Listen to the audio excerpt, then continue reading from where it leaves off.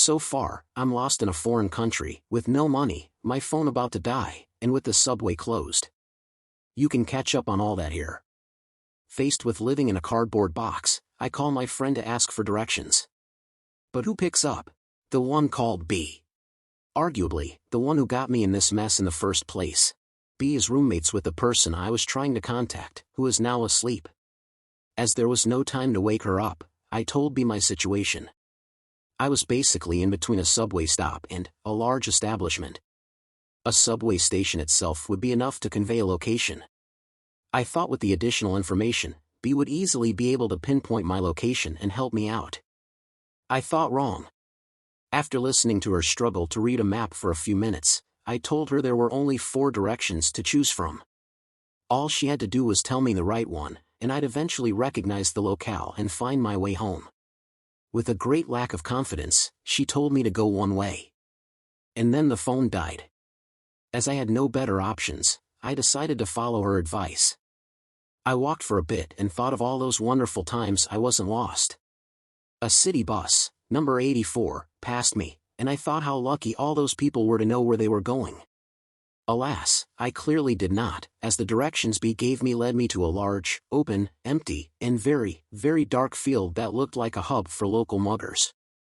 Yeah, I wasn't really looking for new friends, so I used all my worldly knowledge, experience, and skills to come up with a new plan. I went in the opposite direction.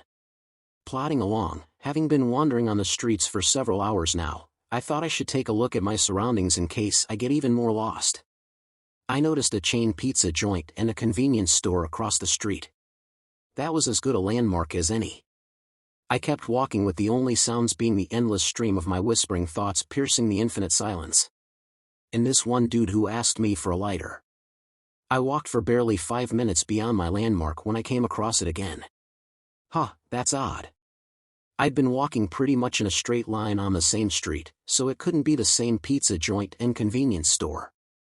I decided to keep going until I came across them again 5 minutes later. What? Walking in a straight line got me back to the same place twice. There is only one possible conclusion. The time I spent wandering around the streets had unlocked something in me. A higher state of consciousness that allowed me to surpass all my physical limitations and walk around the earth several times in a span of minutes. That's cool. I kept going. Eventually, things around me started looking familiar in a good way. I was actually on the right path. I just had to do the opposite of what that bee said. Hours and hours after I left my residence, I made one last turn onto the right street. I saw my residence and knew the end of my journey was close. The sun was about to rise. The world was at peace. The wind from a large vehicle passing by hit me. I turned around. It was bus number 84. Thanks for watching. Don't forget to subscribe to hear many more tales from the life of TRB.